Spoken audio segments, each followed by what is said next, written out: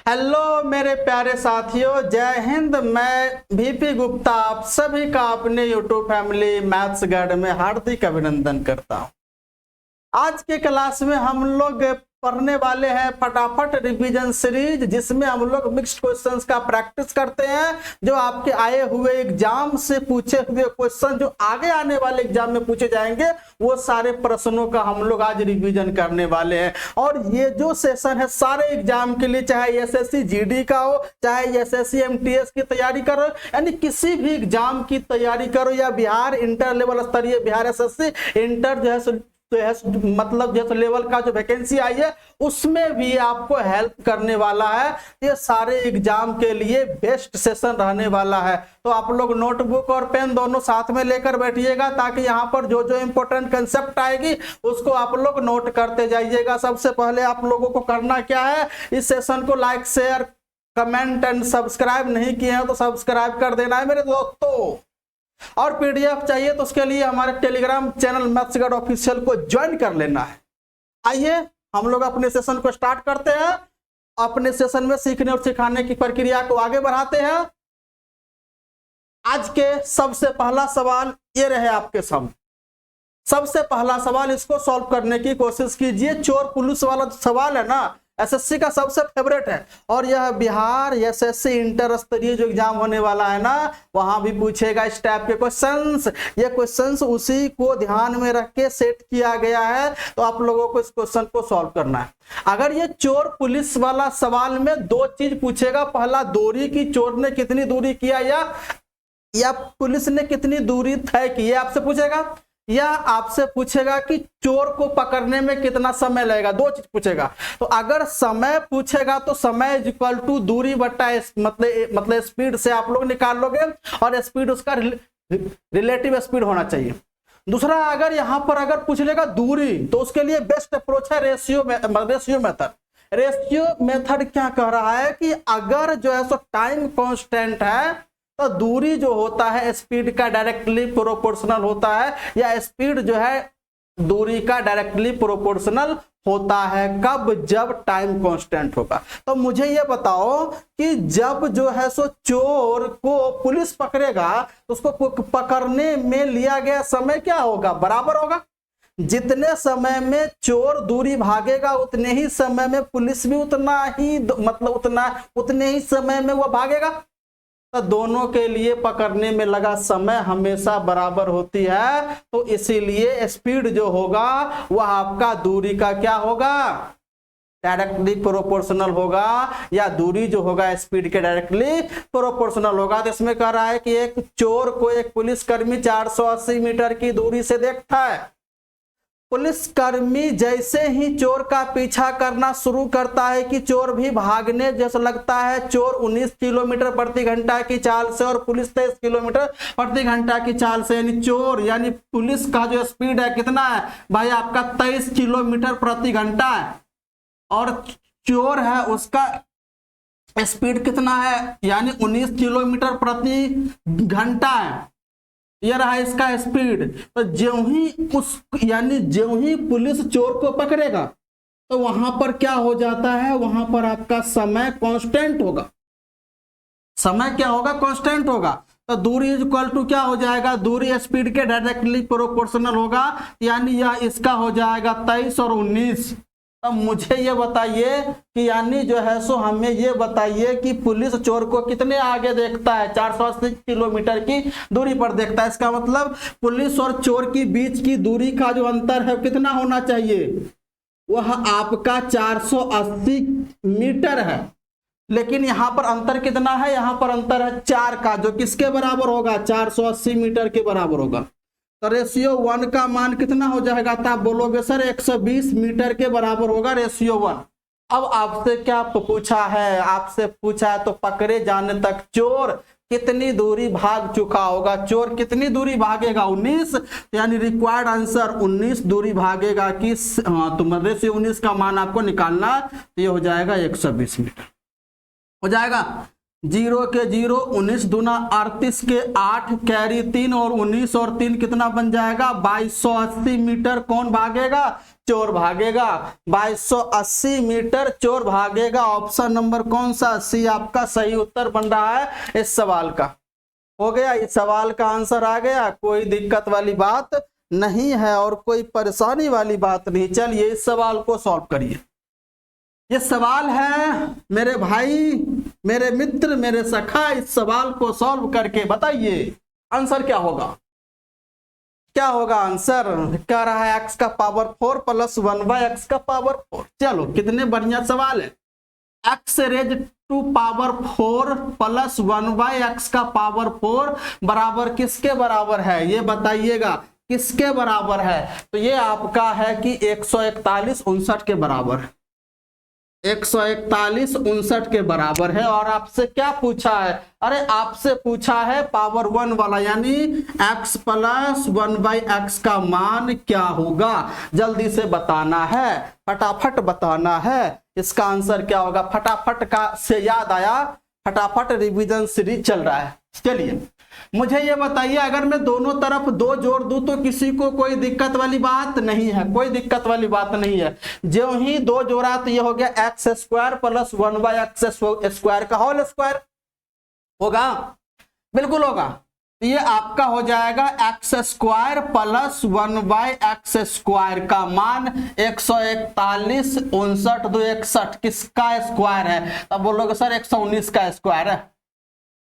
ये आपका 119 का स्क्वायर है। अब आगे 119, अब चाहिए x प्लस 1/x, तो यानी फिर इसमें 2 जोड़ दिया जाए। तो अगर फिर इसमें 2 जोड़ेंगे तो बताओ कितना हुआ, ये बन गया x प्लस 1/x का होल स्क्वायर, और ये हो गया 121 11 का स्क्वायर किसके बराबर होगा, 11 के बराबर होगा। यही आपका क्या हो गया, राइट आंसर 11। इसका भी ऑप्शन नंबर कौन सा, सी आपका सही उत्तर। देखो कितना जल्दी आ गया, सवाल का आंसर कितना जल्दी आ गया। किसी को कोई परेशानी बिल्कुल नहीं हुआ, क्योंकि यहां पर कोई परेशानी होगा ही नहीं, क्योंकि आप हमारे साथ मैथ्स का रिवीजन कर रहे हो, क्योंकि आप मैथ्स का रिवीजन गुप्ता सर के साथ कर रहे हो। कोई दिक्कत आप लोगों को नहीं होने वाला, क्योंकि यहाँ पर उसके नस को पकड़ा जाता है, एक एक चीज को समझाया जाता है कहां से क्वेश्चंस आने वाले हैं।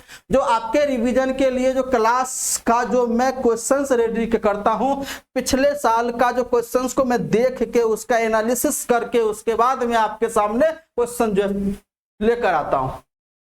और ये सेशन आपका क्या है, फटाफट रिवीजन सीरीज का ये 26वां एपिसोड है ना। अगर आपने सारे एपिसोड जितने भी हमने पढ़ा रखे हैं, सीजन 2 है ये, जितने भी हमने पढ़ा जो रखे हैं उसका आपने रिवीजन ध्यान से कर लिया ना, तो मैथ्स में आपसे कोई दिक्कत नहीं होगा। एग्जाम में मैथ्स आपसे दूर भागेगा कि भाई अब ये आ गया, ये तो हमको सॉल्व करके ही रहेगा, और आपको सॉल्व करना ही होगा।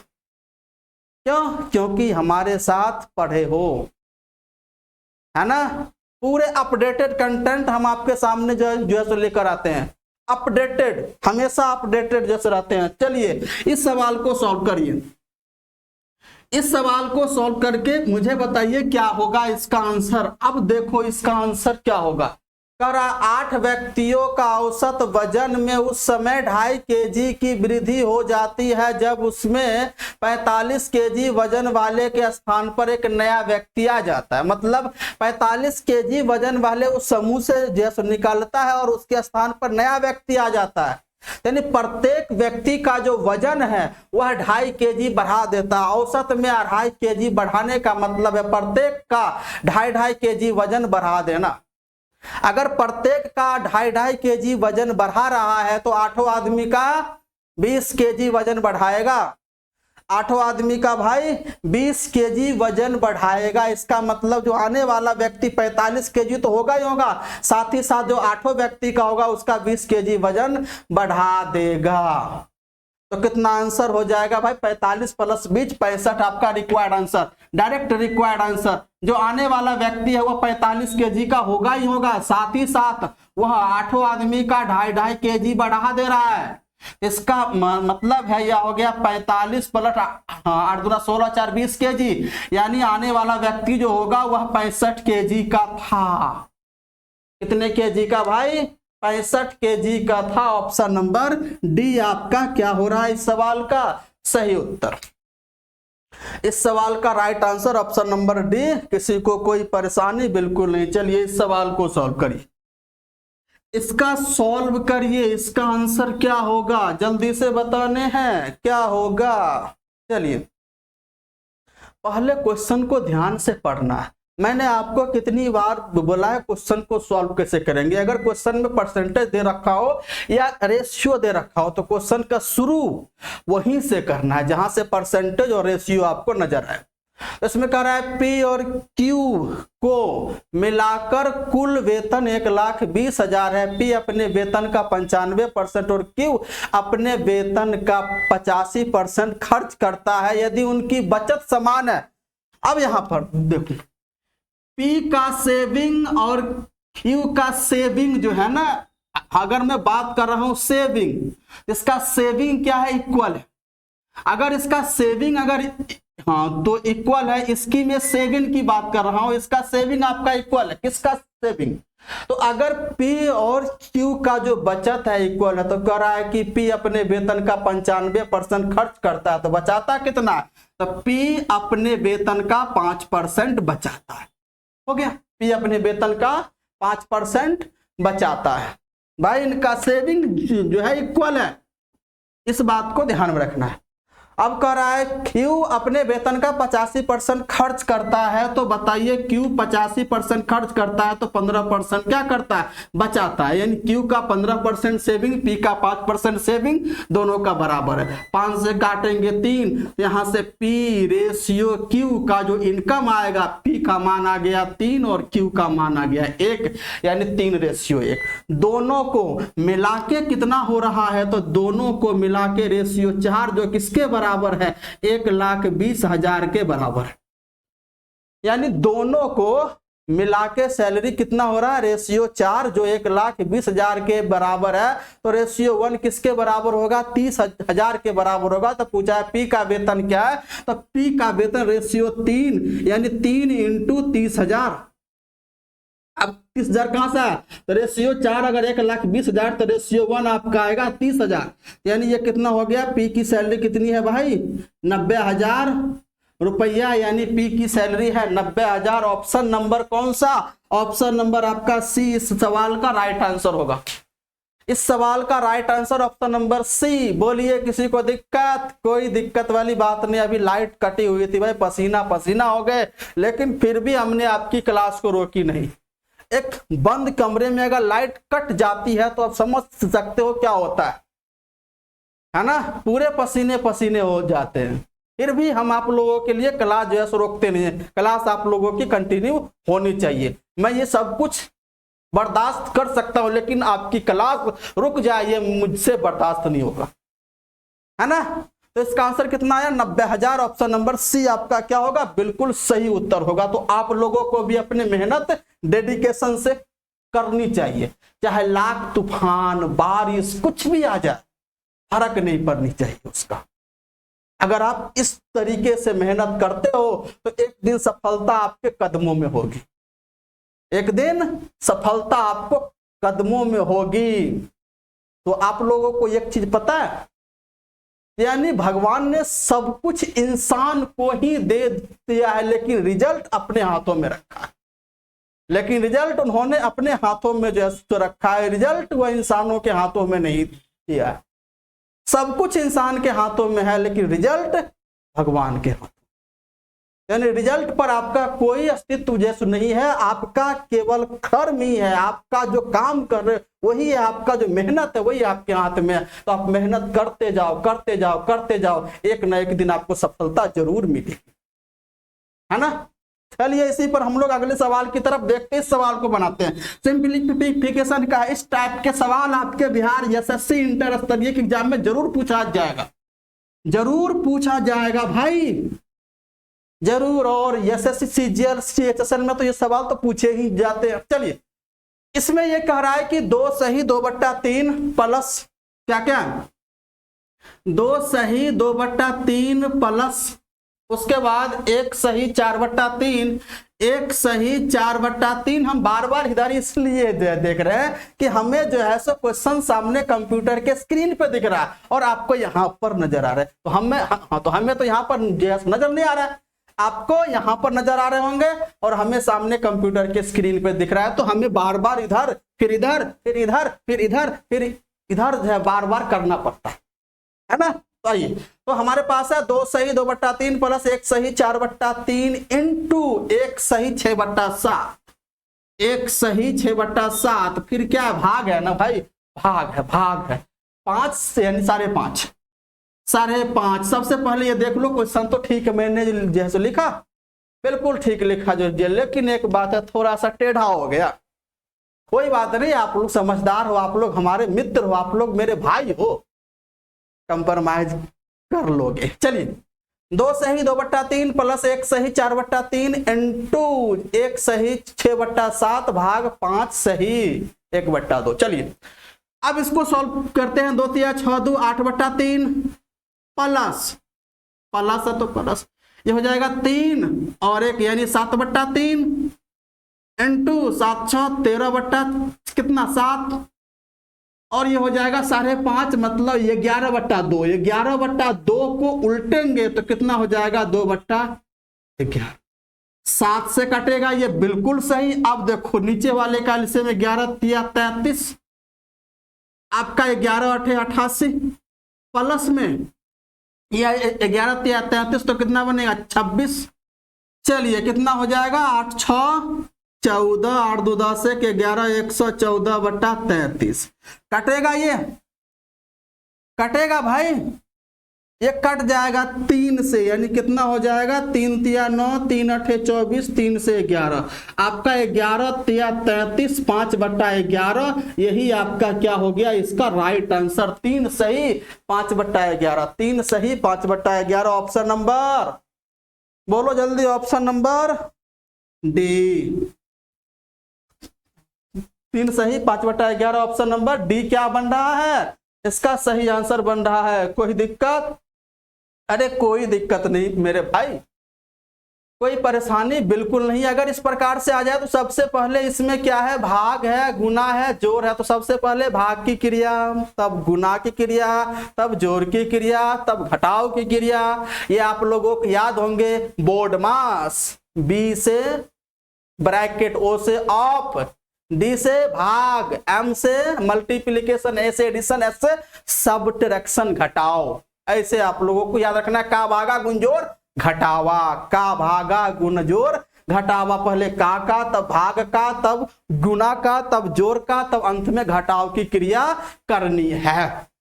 बात समझ में आ रही है? चलिए अगले सवाल की तरफ बढ़ते हैं। ये सवाल आपके सामने है। चलिए सवाल को पहले पढ़िए, पढ़ोगे नहीं तो कैसे सॉल्व करोगे भाई? सवाल तो आप लोगों को पढ़ना पड़ेगा, सवाल पढ़ना पड़ेगा। जल्दी से पढ़ के आंसर दीजिए, तब तक मैं थोड़ा पानी पी लेता हूं। ओ मेरे भाई बताइए इसका आंसर क्या है। कर अनामिका और बानी द्वारा एक कार्य को पूरा करने में लिए गए समय एक अनुपात 3 है। अनामिका को मान लो ए, बानी को मान लो बी, इसके द्वारा लिए गए समय का अनुपात कितना है? तो आपका 1:3 है। यही तो है 1:3। अनामिका उस कार्य मतलब काम को बानी से 40 दिन कम समय में, चलो देखो ये रेशियो 1 समय ले रहा है, रेशियो 3 ये कितना कम समय ले रहा है? तो आप बोलोगे सर रेशियो 2 कम समय ले रहा है, जो किसके बराबर है? 40 दिन के बराबर है। तो रेशियो 1 किसके बराबर होगा? सर ये 20 दिन के बराबर होगा। किसी को कोई दिक्कत नहीं। अनामिका इस कार्य को 20 दिन में कंप्लीट कर दा। अब यानी दोनों के लिए कार्य क्या है आपका कांस्टेंट है, तो इफिशियंसी क्या होगा? समय का रिवर्स हो जाता है। इसका समय है आपका 3, इसका 1, तो रिवर्स हो जाएगा 3:1। अगर मैं आपसे बोलूं कि सर ये टोटल वर्क क्या होगा, तो टोटल वर्क जिसका इफिशियंसी उसी का समय से मल्टीप्लाई करना। लेकिन ध्यान रहे समय रियल वैल्यू होनी चाहिए। ध्यान रहे समय रियल वैल्यू होनी चाहिए। तो हमें ये बताओ कि 20 दिन किसका समय है, रेशियो 1 यानी इसका समय है 20 दिन। तो हम इसी के समय से इफिशियंसी से भाग देंगे, तो इसको 20 दिन लग रहा है। और इसकी औकात क्या, औकात का मतलब क्षमता, क्षमता मतलब इफिशियंसी कितना है, तो 20 दिया 60 यूनिट उसका टोटल वर्क हो जाएगा। बात खत्म है, 60 यूनिट टोटल वर्क हो जाएगा। तो हमसे पूछा क्या है, हमसे पूछा है यदि वे एक साथ काम करती है तो कितना समय लगेगा। रिक्वायर्ड आंसर कितना यूनिट कार्य करवाना है, 60, दोनों को साथ करवाना है, दोनों की क्षमता 3 + 1 4, काटोगे कितना, यानी 15 दिन में कार्य को कंप्लीट कर देगा, जब दोनों साथ मिलकर कार्य कर रहा हो। तो ऑप्शन नंबर कौन सा, सी, इस सवाल का सही उत्तर बन गया। C is the right answer of this सवाल। चलिए, किसी को कोई दिक्कत, कोई परेशानी? बिल्कुल कोई परेशानी होगा भी नहीं मेरे भाई, क्योंकि आप हमारे साथ प्रैक्टिस कर रहे हो, कोई दिक्कत आप लोगों को नहीं होगा। अगर ये सेशन अच्छा लग रहा है तो इसको लाइक शेयर सब्सक्राइब कमेंट जरूर कीजिए।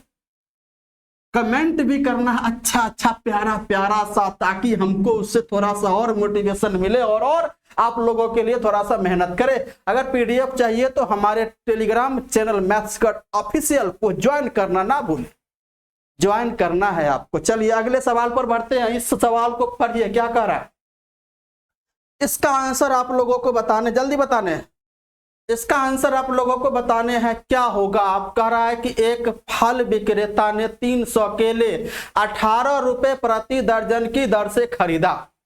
अब यहां पर ध्यान से देखो, उसने 300 केला खरीदा, तो अगर 300 केला खरीदा तो कितना में खरीदा, सबसे पहले ये हम बात कर। तो कह रहे 18 रुपए प्रति दर्जन, यानी एक दर्जन का दाम 18 रुपया, यानी कि 12 केले का दाम 18 रुपया, तो एक केले का दाम 1.5 रुपया। अगर एक केले का दाम 1.5 रुपया है तो 300 केले का दाम 450 रुपया में उसने क्या किया, खरीदा। यानी उसने 300 केला 450 रुपया में खरीदा, यानी उसने 450 रुपया लगाया। अब कह रहा है कि 200 केले 24 रुपए, यानी इसका ध्यान से देखो, इसमें से अब 200 पीस केला 24 रुपए प्रति दर्जन के हिसाब से बेचा, यानी 24 रुपए प्रति दर्जन का मतलब क्या हुआ कि 12 पीस केले को 24 रुपया में बेचा, तो एक पीस को 2 रुपया में। अगर एक पीस को 2 रुपया में बेचा तो इसमें से 200 केले को 2 रुपया यानी कितना में बेचेगा, तो आप बोलोगे सर वह 400 रुपया में बेचेगा। तो ये रहा इसका सेलिंग प्राइस, यानी 200 केले का। बच गया कितना भाई, 100 केला बच गया। अब 100 केले को कितने में बेच रहा है, तो अब कर रहा है शेष केले को 21 रुपए प्रति दर्जन के हिसाब से बेच रहा है।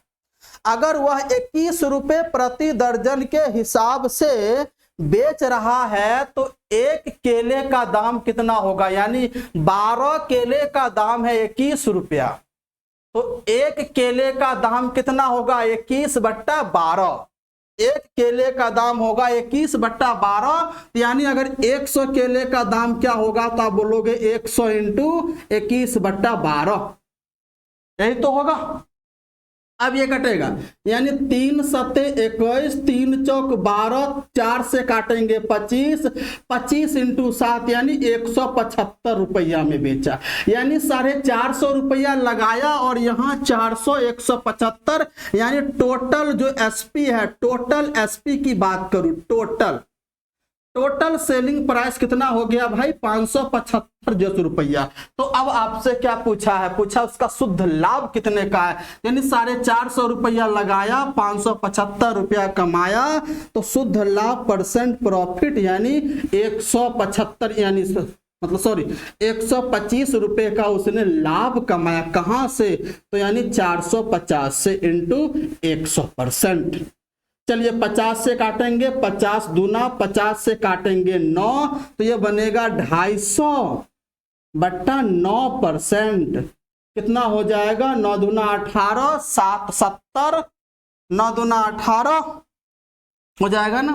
9 दूना 18, 7 70, 9 सत्ते 63, यानी 27 सही 7/9% का उसको क्या हो रहा है, नेट प्रॉफिट हो रहा है, शुद्ध लाभ 27 सही 7/9। ऑप्शन नंबर कौन सा, ए आपका सही उत्तर बन रहा है। राइट आंसर कौन सा, option number A is the right answer of this सवाल। मेरे भाई देख लो कितना आसान हो गया। आपसे क्या कहा था, मैंने कहा था 300 केला उसने खरीदा 18 रुपए प्रति दर्जन के हिसाब से, तो एक दर्जन का दाम 18 रुपया, 12 पीस का दाम 18 रुपया, तो एक पीस का दाम 1.5 रुपया, तो 300 पीस का दाम 450 रुपया उसने लगाया, और इसमें से 200 केला 24 रुपए के दर्जन यानी 400 रुपया में बेचा, और शेष केला, शेष कितना है 100 केला उसने कितने में बेचा भाई, 21 रुपए प्रति दर्जन के हिसाब से, तो यानी 175 रुपया में बेचा। 575 का उसका टोटल क्या हो गया, सेलिंग प्राइस लगाया 450, यानी 27 सही 7/9% का उसको क्या हो गया, प्रॉफिट हो गया। बोलो बात समझ में आ गया, बिल्कुल आ गया होगा। चलिए अगले सवाल की तरफ, इस सवाल को बनाइए, ये आपका अलजेब्रा का सवाल है, जल्दी से बनाइएगा इसका आंसर, फटाफट बताना है क्या होगा। मैंने बोला फटाफट बताना है, तो नोटबुक पेन लेकर बैठे हो ना मेरे भाई, बैठे हो कि नहीं बैठे हो, बिल्कुल बैठे हो। मुझे उम्मीद है कि आप लोग इस सवाल को सॉल्व करने के लिए नोटबुक और पेन लेकर बैठे होंगे, बिल्कुल अच्छी बात है। जब तक नोटबुक पेन लेकर नहीं बैठिएगा तब तक क्वेश्चन भाई कैसे सॉल्व होगा, है ना। चलिए इसका आंसर बताना है, x + 1/x = 5, x + 1/x = 5। तो अगर मैं आपसे बात करूं x² + 1 = कितना बन जाएगा, 5x बन जाएगा। अच्छा इसको मैंने ऐसा क्यों किया, ऐसा क्यों किया जरा सोचो। तो मैंने इसको ऐसा इसलिए किया कि आपसे पूछ क्या रहा है, तो आपसे पूछ रहा है 3x बट्टा में आपका 2x² 2x² + 2 और ये -5x पूछ रहा है, यानी जो x² वाला है उसको x के फॉर्म में आपको लिखना होगा। अगर x² + 1 का मान 5x है तो 2x² + 2 का मान कितना बनेगा, 10x बनेगा ना भाई, सब में 2 से मल्टीप्लाई, इसका मान है 10x। चलो अब देखो यहां हो गया 3x, इसका मान हो गया 10x - 5x, तो बनेगा 3x बट्टा 5x, x कट गया, 3/5 क्या होगा, राइट आंसर। देखो x से याद आया, क्या आपकी x थी। चलो ऑप्शन नंबर क्या होगा, ए आपका राइट आंसर होगा। x की याद आती है भाई, किसको, कोई यादवाद नहीं आप लोगों को, x मानकर x कभी पीछा नहीं छोड़ेगा आपको। अगर सवाल को सॉल्व करने के लिए आपको x मानना ही पड़ेगा, अगर पीछा छुड़वाना है तो आपको x के स्थान पर y मानना ही स्टार्ट कर दो।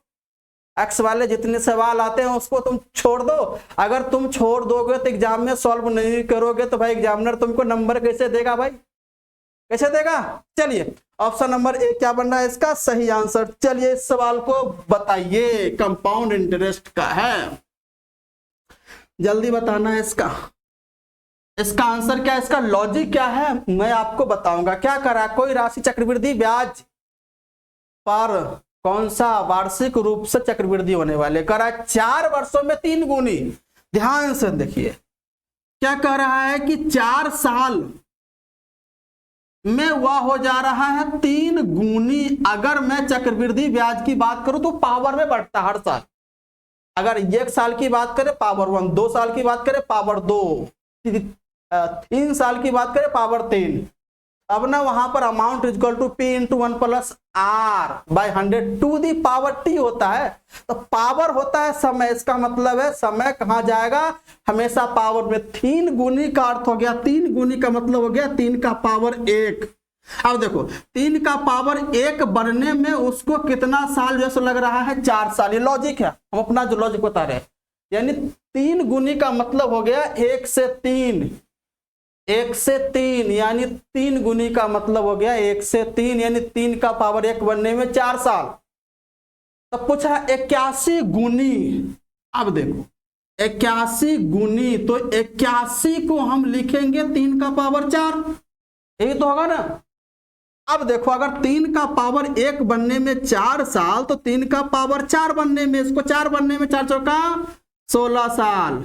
यही आपके सवाल का क्या हो गया, आंसर हो गया। कोई दिक्कत, कोई परेशानी?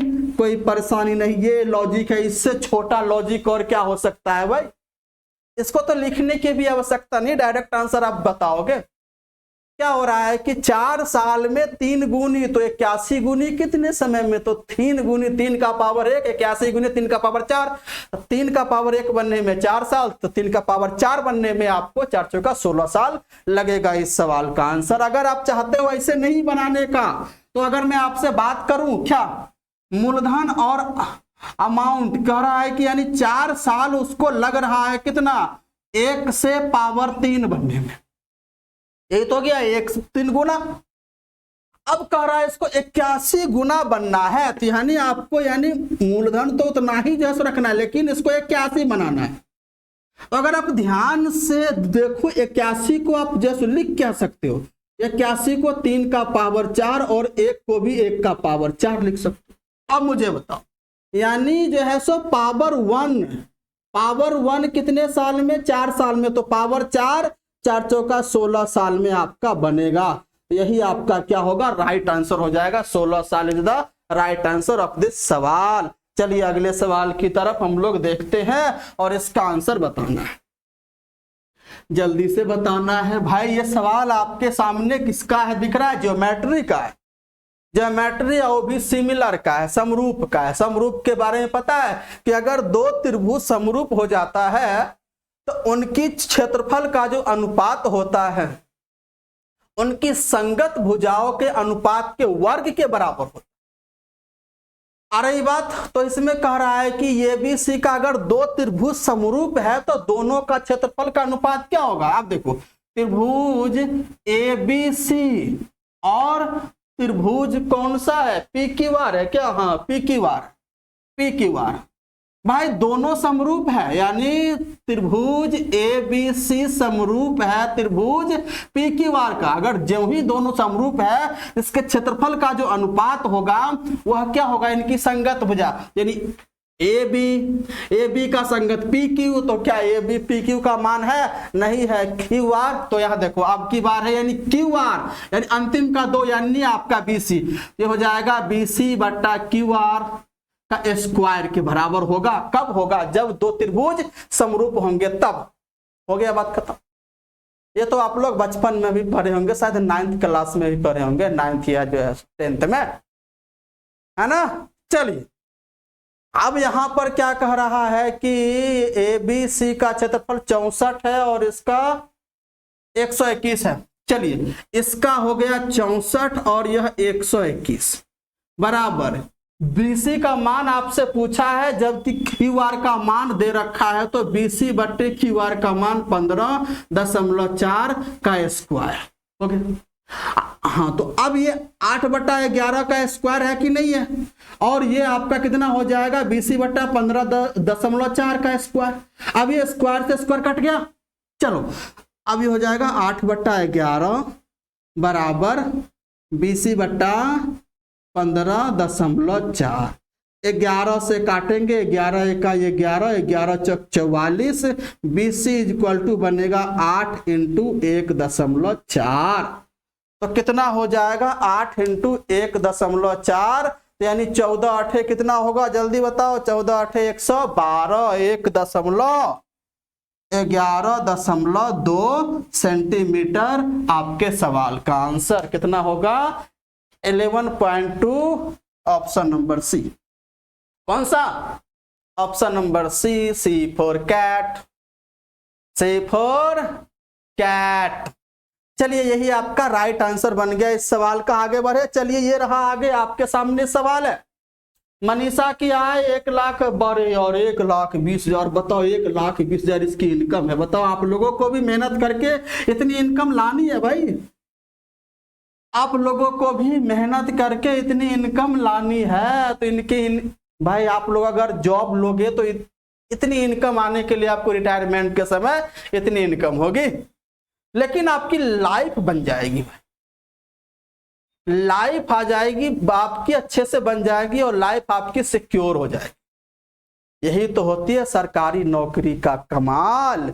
चलिए, कह रहा है कि मनीषा की आय 1,20,000 है और उसका मासिक खर्च 55,000 है। चलिए मैं आपको बता रहा हूं, इनकम इज इक्वल टू क्या होता है, तो आप बोलोगे सर एक्सपेंडिचर प्लस सेविंग के बराबर होता है।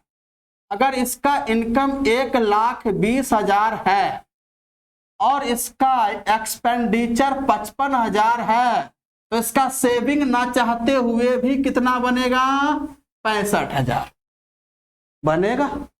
कोई दिक्कत? कोई दिक्कत नहीं। अब करा इनकम में 22% की वृद्धि होती है, अब इसमें इसका 22% बढ़ा दो, इसमें इसका 22% बढ़ा दो और कराए व्यय में 10%, अब इसका 10% बढ़ा दो। तो आपसे पूछा क्या है, उसके सेविंग में कितने प्रतिशत की वृद्धि होगी, तो इसमें कितने प्रतिशत की वृद्धि होगी, तो रिजल्ट आपका परसेंटेज में पूछा। तो अगर रिजल्ट जो ही परसेंटेज में पूछे तो रियल वैल्यू की आपकी कोई आवश्यकता नहीं है। तो अगर आप चाहो तो रेशियो में बना सकते हो, 3 0 कटेगा, 3 0 कटेगा, 3 0 कटेगा। 120 का 22%, तो सबसे पहले 120 का 20%, 24 और 2%, 2.4, तो 22% कितना हो गया, 24.4, यानी कि 26.4 बढ़ेगा। हो गया भाई, 120 का 22% कितना बनेगा, 26.4 बढ़ेगा। अब 55 का 10%, 5.5 बढ़ेगा। तो आप मुझे बताओ, उसके इनकम में 26.4 बढ़ रहा है, उनके एक्सपेंडिचर में 5.5 बढ़ रहा है, तो सेविंग में कितना बढ़ेगा, तो इसमें से इसको घटा के लिखोगे। अरे इनकम में से एक्सपेंडिचर घटाओगे तभी तो सेविंग आएगा, लेकिन ये बढ़ रहा है, ये बढ़ रहा है, तो कितना इसमें बढ़ेगा, तो इसमें से इसको घटाओगे तो ये आपका हो जाएगा 26 में से अगर 5.5 घटाएंगे ये हो जाएगा 20, यानी कितना बनेगा 20.9। 20.9 यहां बढ़ेगा, कहां से बढ़ेगा भाई, 65 से, तो 100 से कितना बनेगा, यही तो आपसे पूछा है। हो गया, बात खत्म। कोई दिक्कत, कोई परेशानी? बिल्कुल नहीं। अब इसको सॉल्व करिएगा। 5 से काटेंगे 13, 5 से काटेंगे 20, तो ये 1 0 से दशमलव हट गया, तो कितना ये हो जाएगा 400, यानी 13 से कटेगा ये आपका 13, 7 ये आपका 13 से नहीं कटेगा, यानी 13 और ये 7, 13 अच्छा 78। यानी अगर मैं आपको बोलूं कि अगर इसमें 13 से भाग लगाऊं 209 में, तो यानी कितना हो जाएगा, 13 इकाई 13, 7 69, यानी एक अगर यहाँ पे 8 होता तो 13 6 78, यानी 16 बार से कट जाता। अगर यहाँ पे 8 होता तो यह 16 बार से कट जाता, लेकिन 8 से 1 ज्यादा है तो 16 दशमलव समथिंग कुछ होगा, और 16 दशमलव समथिंग का मल्टीप्लाई 2 से 32 दशमलव समथिंग। ऑप्शन नंबर कौन सा, डी, कितना बनेगा 32.15% आपका राइट आंसर बनेगा। अब यहां पर हम आपको बता रहे 209 में 13 से भाग लगाएंगे। अगर यहां 208 होता तो 13 से 16 बार में एग्जैक्ट कट जाता, लेकिन 1 ज्यादा है तो 16 दशमलव कुछ ज्यादा होगा थोड़ा, तो 16 दशमलव समथिंग इंटू 2 32 दशमलव समथिंग, यानी कि ऑप्शन नंबर डी क्या बन रहा है, इसका सही आंसर बन रहा है डी। यहां पर 16 दशमलव समथिंग कुछ और आ रहा है। आ रही है बात? क्वेश्चन आ गया है, कितना आसान है भाई, बिल्कुल एकदम आसान है, कोई दिक्कत वाली बात नहीं है, कोई परेशानी वाली बात नहीं है। तो चलिए आगे बढ़े, बोलिए आगे बढ़े। बिल्कुल अगला सवाल ये रहे, बड़ी बढ़िया सवाल है भाई, और ये सवाल मस्त है, मस्त है, तो आप लोगों को भी मस्त से सॉल्व करना है, मस्त बोलो, बिंदास रहना। अगर सवाल नहीं भी बने तो ज्यादा प्रेशर मत लो, थोड़ा सा रुक जाओ, एक दो बार फिर ध्यान से पढ़ो, फिर सवाल पे टूट पड़ो, हमला कर दो, आक्रमण कर दो, है ना, है ना। तो आक्रमण करने से पहले आपको पीछे की तैयारी करनी पड़ती है। तो सवाल पे आक्रमण करने के लिए आपको थोड़ी सी मेहनत करनी पड़ेगी। तो आप बार बार आक्रमण करोगे, अपनी गलती को सुधारोगे। कहां पर गलती रह गई है ना, जहां पर आपकी गलती रह गई उसको सुधारने की कोशिश करो। अगर बार बार एक ही गलती को दोहराते हो ना, तो ये आपका बर्दाश्त के लायक नहीं है। गलती करो लेकिन बार बार नई गलती करो, नई हमेशा। चलिए, इसमें कह रहा है बिक्री प्रस्ताव के तहत नगद में भुगतान किए गए अंकित मूल्य के हिस्से पर तनवीर को 32% का छूट। मान लो अगर कोई व्यक्ति नगद भुगतान करता है तो 32% का छूट उसको दिया जाता है, लेकिन अगर वह क्रेडिट कार्ड के माध्यम से भुगतान करता है तो अंकित मूल्य पर 1.2% और जोड़ दिया जाता है।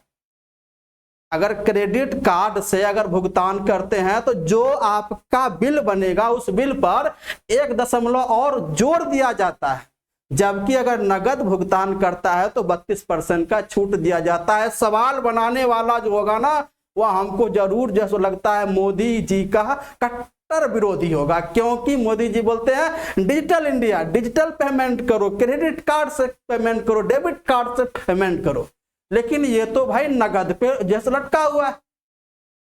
लेकिन खैर कुछ भी हो, हमें तो सवाल आया है तो उसको सॉल्व करना। चलिए, अब कह रहा है यहां पर जो है सो तनवीर क्या करता है, अंकित मूल्य का 75% जो है सो वह नगद भुगतान करता और शेष क्रेडिट कार्ड से भुगतान करता है। तो उसका कुल अंतिम भुगतान अंकित मूल्य का कितना % था, ये पूछ रहा। चलिए, मान लो कि उसका अंकित मूल्य 100 यूनिट था, 100 यूनिट, है ना।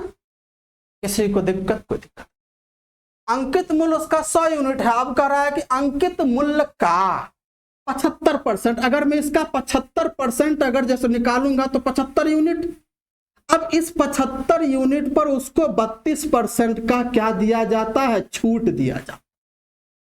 अगर 75 यूनिट पर 32% का छूट, 32% का मतलब क्या हुआ, 32/100 यानी 8/25 का छूट। तो अगर 8/25 का छूट देगा तो बेचेगा कितना में, बेचेगा कितने में, 17/25 में। तो 75 × 17/25 यानी कि 51 यूनिट में सॉल्व कर रहा है। 51 यूनिट में उसको मतलब उसको 51 यूनिट पेमेंट करना हो, बात खत्म।